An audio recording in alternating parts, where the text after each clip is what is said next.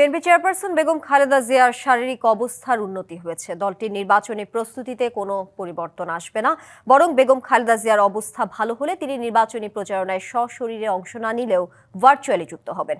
এমনটাই জানিয়েছেন বিএনপির সাবেক সংসদ সদস্য ও কোষাধ্যক্ষ এম রশিদুজ্জামান মিলাদ। তিনি জানান, তারেক রহমানের দেশে ফেরা নিয়ে বিভ্রান্ত হওয়ার কিছু নেই। নির্বাচনের তফসিল ঘোষণার 7 থেকে 10 দিনের মাথায় দেশে ফিরবেন তিনি। ম্যাডামের অবস্থা আগের চেয়ে উন্নতি হয়েছে।